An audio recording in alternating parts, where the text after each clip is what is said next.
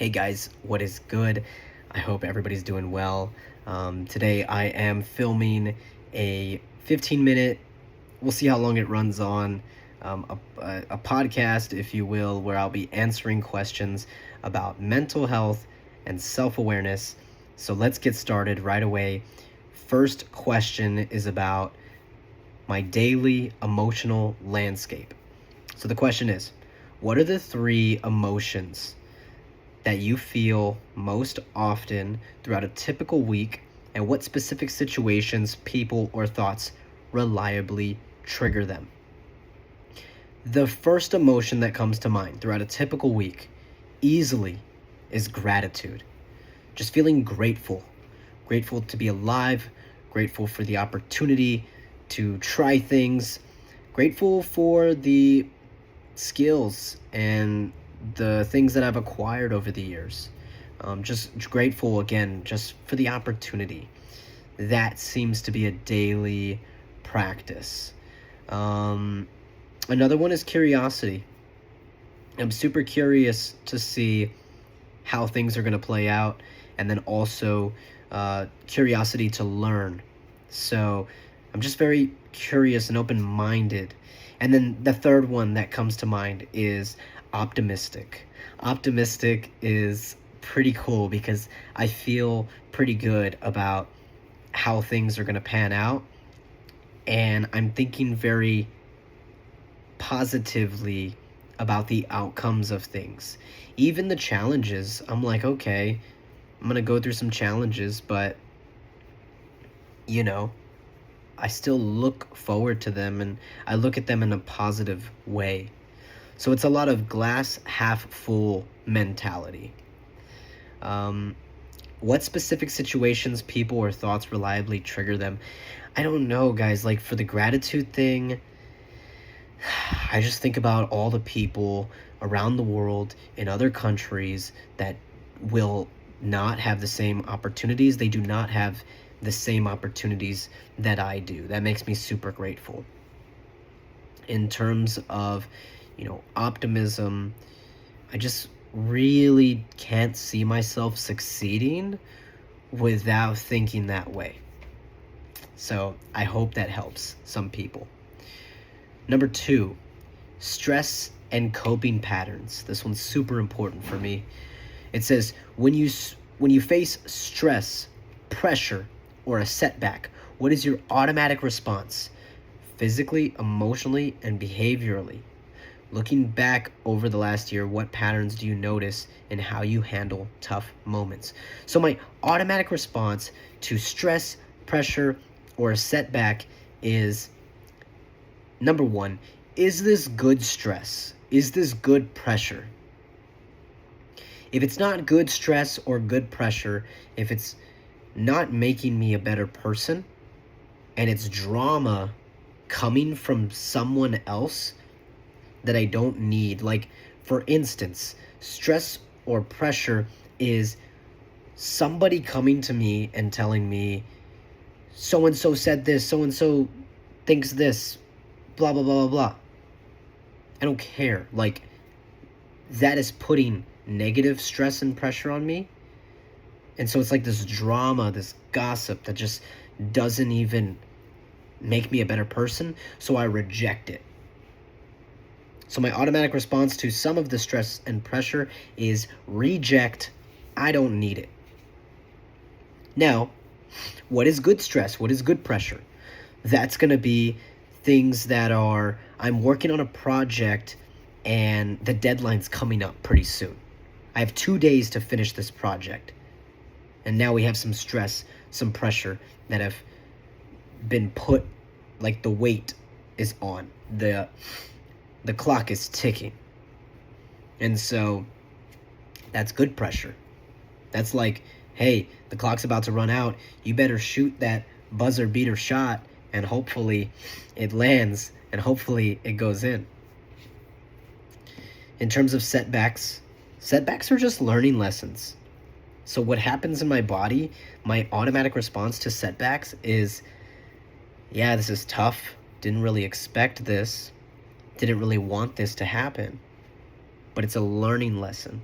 It is a reason, or it's a thing that teaches me something. And essentially, it's going to make you a better person. So, looking back over the last year, what patterns do you notice in how you handle tough moments? Yeah, I think if I was to listen back to my podcast episodes over this past year, I handle them particularly well, because I think about all the good stuff, all the success as well, like all the wins. So tough moments are tough, but they're not forever.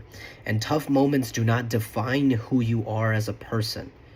They may shape you, they may help you become a much better person, but yeah, handling these tough moments, like, you might have a tough moment, but that doesn't define who you are for the rest of your life. You might have made a mistake. You might have said something wrong. You might have did something wrong, but that doesn't define who you are for the rest of your existence. And I need some of you guys to really hear that and understand that. Number 3, self-perception mirror. If a close friend described you in 3 sentences, what do you hope they would say? Number 1, I hope they would say that I was patient with them. I hope they would say that I was helpful. I hope that they would say that I was kind. I hope that they would have good things to say. Next question, what do you secretly fear they might actually think, and why does that matter to you? What do you secretly fear they might actually think? It's hard for me to answer this one, because I don't think I have too much fear when it comes to what other people think, even my close friends, even close family. You know, I fear that they may say that I was only looking out for myself, or that I was too selfish, or that I didn't care about them. And why does that matter to me? It matters to me because I do make an effort to show that I care, and I do make an effort to try to be selfless. So I think that's why it would matter. But bottom line, like, you are who you are, I am who I am, and I think it's up to us to really just live in that mode of, like, I know who I am, and whatever anyone else thinks is not really gonna matter as much. So, tricky, tightrope, fine line to walk in terms of the self-perception mirror. Number 4, core values check. What are my top 3 to 5 non-negotiable values? For example, like authenticity, growth, connection, freedom. Non-negotiable values. It's something along the lines of, like, good virtues, good morals. So, yeah, I need to be surrounded by people who have good values, good morals. They need to have a good moral compass. They need to be doing it for the right reasons. And for me, I define the right reasons as for kind of what it says: freedom, connection, community, growth, and overall doing things for others. I think that's a big one. It says, on a scale of 1 to 10, how aligned is your current daily life, work, and relationships with each of my non-negotiable values? This one's really tough for me to pinpoint, like, on the spot. You know, I have so many values. I have so many things that I really care about. And so, yeah, to pinpoint 3 to 5 non-negotiable values, like, they got to be a good person. I got to be a good person. I gotta not take energy from people. I gotta not harm others or try to slow anybody down. So on a scale of 1 to 10, like, I'm super aligned. I'm a 10 in terms of my own non-negotiable values because they're mine and I won't negotiate on them. Number 5, limiting beliefs inventory. What are the most common I am or I can't stories you tell yourself? Yeah, one of the most common ones I say is I can't do everything all at once. And now with AI, I think things are starting to change with that. Maybe I can do everything all at once with the help of agents.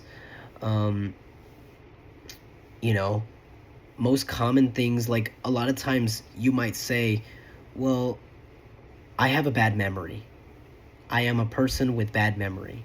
I am a person who forgets names. Or a lot of people say, I can't remember names, which I think is BS. I don't think is true. But if you tell yourself a limiting belief, your brain will believe it. And you'll have that limit on yourself. So if you say, I can't remember people's names, I can't remember people's faces, I can't remember what we talked about over dinner last week, and that's just memory stuff. But a lot of people fall short because they're like, I can't ride a bike, or I can't do public speaking, or I can't create content. I don't have enough time. I am too busy to create content. I am too busy to work on my passions. It's just a lot of excuses, limiting beliefs. It says, how have these beliefs quietly shaped your decisions in the last 6 to 12 months? Well, yeah, I think they've slowed me down. Any of the limiting beliefs that I am currently working on, yeah, they've done nothing but slow me down. So limiting beliefs is a scary thing, and it's something that we all need to work on. Number 6 is self-compassion level. When you make a mistake or fall short, how do you talk to yourself? This one's super important with me. I think this is also part of the reason why I am able to try new things and be successful in new areas. And it's because when I make a mistake or I fall short, I immediately do not beat myself up. I do not talk down on myself, because I believe mistakes are part of the process. So if mistakes are part of the process, you can't be talking negative to yourself. You can't be beating yourself up. It just won't work. And a lot of people disrespect themselves all the time because it's really easy to disrespect yourself. It's not easy to be be as disrespectful to other people. So if you spoke to a loved one the same way that you speak to yourself in those moments, how would they feel? They would feel terrible. They would feel like you're laying into them. And yeah, it's just, if you wouldn't talk to a loved one the same way, then why would you talk to yourself that way? And I know we're like our own worst critics. We are highly critical of ourselves, and I'm highly critical of the work that I do, but that doesn't mean that I'm like a piece of crap. That doesn't mean that I don't have any talent, or I don't have any skills, or I suck. It doesn't mean any of that. What it means is, when I'm highly critical, I tell myself, you can do better. And it's a nice way of elevating the project or the work. Number 7, mental energy drains and fuels. What people, environments, habits, or thoughts drain your mental energy the most right now? Really, I've cut out a lot of those mental energy drains, whether it be people, environments, habits, drinking. It's a big one that I've cut out. Or thoughts to drain your mental energy the most right now. Yeah, right now it's just going to be me dealing with myself, me struggling with limiting beliefs, or thinking like, oh, everything's got to be perfect in order for me to execute right now. And that's really what's holding me back. What consistently gives me energy and clarity? Just the opportunity to try.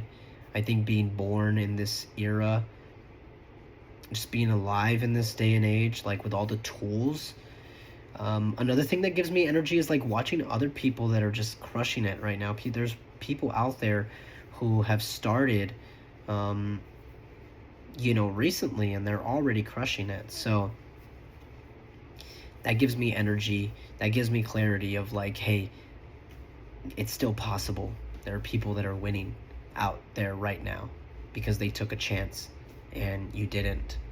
So there's that. Number 8, past lessons as superpowers. Looking back at the most challenging period in your life, what is the single biggest lesson you learned about yourself? And how are you still using or not using that lesson today? Single biggest lesson that I learned about myself is that lying to myself is the absolute worst thing I could ever do. And so for this day, from that day forward, I am honest with myself. So yeah, I'm still using that lesson today. And I probably will use that lesson until the day I die. Lying to yourself is no bueno. It's not good. And again, if you wouldn't lie to a loved one, then why would you lie to yourself? If you wouldn't lie to your boss, why would you lie to yourself? So yeah, that was one of the single biggest lessons that I learned about myself. The other lessons are somewhere along the lines of do what you love. That's a big one. Doing what I love is always the right answer now and forever. And I'm super grateful that I'm able to do what I love. So I think a lot of people need to get to that place because it's easier to go through the challenges when you're doing something you love. It's a lot harder to go through those setbacks and those bad days when you're doing something that you don't really like, or maybe you hate it. It's just really hard to get through those moments. But when you're doing something you love and those challenges come your way, it's like it's not like super easy, but like it's easier. It's a lot easier. So yeah, take some of that weight off yourself. Number 9, boundaries and relationships. In your closest relationships, both personal and professional, where do you give more than you receive, or where do you hold back? In my closest relationships, personal and professional, I definitely give like all my secret sauce. So anything that I've learned, anything that I've figured out, I share it because why not? Chances are they're probably not going to do anything about it anyways, but like just giving them the opportunity, the simple sharing of advice, sharing of lessons. I do remember one cool friend, a music producer friend, who saw how I was doing something inside of the music software. And what was funny enough is they wanted to copy me. And I let them. And I showed them exactly how I built this one thing. And they were able to build it for themselves and use it for themselves. And it was really cool. It was funny, like once they were done copying me, I thought to myself, oh, they kind of just ripped me off. They kind of just took what I had. But then I flipped it around and I said, wait a minute. You gave it to them. You gave them something. You brought value to them. And I think imitation is, a form of flattery. So what boundary, if strengthened, would immediately improve your peace of mind? I was saying, or where do you hold back? Yeah. I try not to hold back. I try to give as much as I can. What boundary, if strengthened, would immediately improve your peace of mind? I don't know. my boundaries are pretty good. They're pretty set. They're set up the right way. Um, I try to reply to every single person, and yeah, I'm gonna keep doing that till I have to change that. Number 10, future self vision. Imagine your life 12 months from now with optimal mental health and self awareness. What would a typical day look and feel like? Well, I think there's different areas that we struggle in. Some of it is time, some of it's money, some of it's, mental health, some of it's self awareness. Like, you could have all the cool stuff in the world, but if you don't feel good, then what's the point, right? So, yeah, a typical day look and feel like with optimal mental health, just waking up, having energy, feeling pumped and excited. You are really like happy that you woke up. That's a big one. And yeah, the day is just filled with fun. Fun, fun, fun. Even if it's all work, like if you love what you do, it's all fun. What would you have to change starting this week to move towards that version of you? This is actually a really great question. What I would have to change in order to move towards the best version of myself, I actually need to do some of the things that I don't want to do. And I know that's not the answer that I was looking for. That's probably not even the answer that you would want to hear either. But I think a lot of us need to hear that. Like, in order for us to move towards that best version of ourselves, we have to start doing some things that we don't want to do, but we know that we need to do them. And so, there's that. I'm going to let that sit for a second. Number 11, mindfulness and presence. On an average day, how often are you fully present versus lost in thoughts about the past or the future? I'm fully present most times. Fully present in what I'm doing. I think dwelling on the past or the future doesn't really like bring much. If you're dwelling on the past, you might be like reminiscing of the good times or when things were, when things felt better. If you're lost in thought about the bad things that happened in the past, that's also a very dangerous place to be in. Future could be cool because like you might be getting inspired, but then the future can be bad because it's like, well, what if you're scaring yourself and you're just painting this picture of a very fear-filled future? So I don't know, try not to dwell on the past or the future. Just stay present in the moment, really enjoy it, soak it up. I think that's very important. What is one small trigger that pulls you out of the present moment most often? I guess like things of nostalgia, things that bring me back to different times.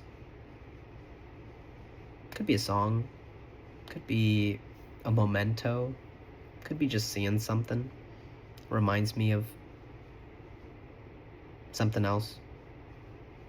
But yeah, I'm pretty often fully present. I think this is something that I've worked on a lot. Number 12, gratitude and perspective. What are you generally grateful for right now, even the small things? And how does regularly acknowledging gratitude affect your overall mood and outlook? This one's big. I mean, I could spend an hour on gratitude and perspective.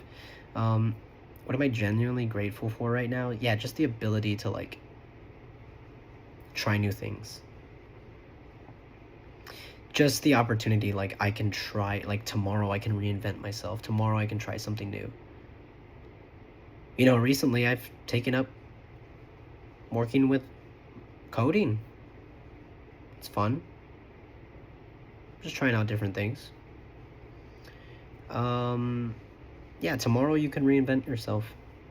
Tomorrow you can wake up and say, hey, you know what? I'm going to try something new. So I'm grateful for that. For the opportunity to do that. Acknowledging gratitude does affect my overall mood and outlook. Like, I think it's a big driving force towards my happiness and everything that, like, how good I feel, my overall mood. Gratitude is a big part of it because I'm grateful for my clothes. I'm grateful for the food that I eat. I'm grateful for having a bed to sleep in, a roof over my head, um, having an air condition, having water to drink. It really goes deep into like all these things. Grateful for my friends, my family. I think it's just a lot of just gratitude. So again, I can spend an hour on this, but if you're not leaning into gratitude that much, that's probably where some of the problems are stemming from.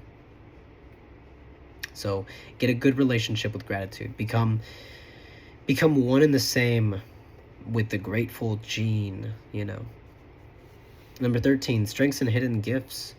What are 3 things you do naturally well that others often compliment you on? A lot of people say that I'm a great talker. A lot of people say that I'm well spoken. It says, what are 3 things you do naturally well? Oh. Naturally patient, especially driving on the road. Naturally optimistic. People love the positive outlook, the positive attitude, the can-do attitude. How often do you intentionally use these strengths in your daily life versus downplaying them? Yeah, I use my strengths as much as I can, especially these ones. Don't downplay your strengths. Guys, if you're good at something, use it. Show it. You don't need to be a show-off. Like, I'm using my well-spokenness, my words here to create content, but yeah, I'm not showing off by any means. So use your strengths. If you're good at something, do it. If you're good at tennis, play tennis. If you're good at cooking, make food. Like, I don't know where it came from, but it's really awful to see society trying to get people to downplay their strengths as if it is not humble to do what you're good at. As if it's not a good thing. Like, it's ridiculous. Some people just have it so twisted. Some people are great rappers, and yet they downplay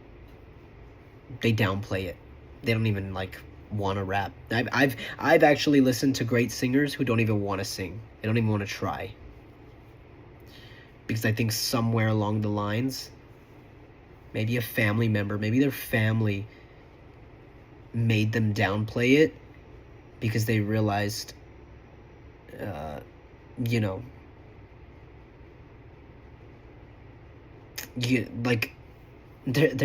family member probably made them downplay it because they didn't want them to try to make a career out of it and it not work out. So it's crazy. Number 14, self-care reality check. What does true self-care look like for you personally? Not what social media says. What does true self-care look like for you personally? Yeah, this is a fun one. I'm not sticking my face into ice water. F that. I'm not jumping into an ice bath. I'm not even doing facial masks. I'm not doing any of that social media stuff. True self-care for me is getting sushi. True self-care for me is getting a smoothie.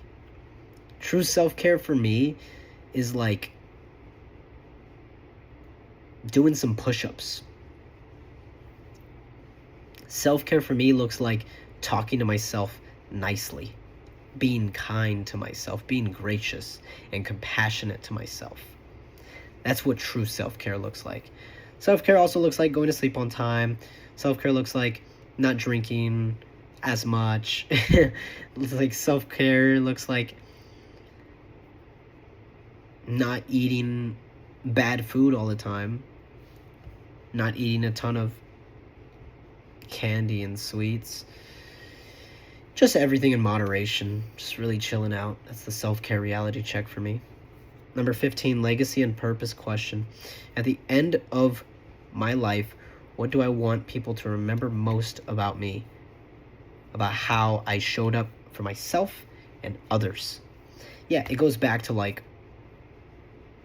I was selfless, I helped others, I wasn't afraid, things like that. It's nice. It's nice when you do things for others.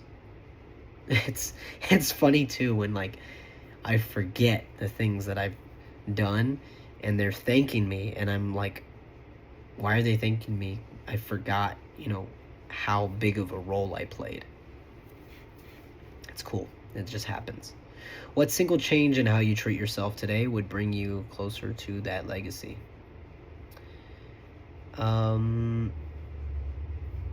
Yeah, I haven't been thinking about a lot of change recently. Like, change happens to me constantly, guys. I don't need the New Year's resolution in order to change. But, and how I treat myself, I think I need to give more to myself. I think I need to do myself some solids. If I can do myself a solid and really do some favors for myself, then I believe I can do some favors for other people. So I just gotta do myself some solids. I gotta take care of myself. I gotta scratch my own back. And what I mean by that is that's by putting in the work. Put in the work, do the reps. By putting in the work, that would bring me closer to that legacy. And that would in turn help me help more people. So, exciting stuff. I hope you learned something about me, maybe even learned something about yourself. And don't be afraid to reach out to anybody. That's a superpower that a lot of people are missing out on. Don't be afraid to reach out. Till next time. Peace.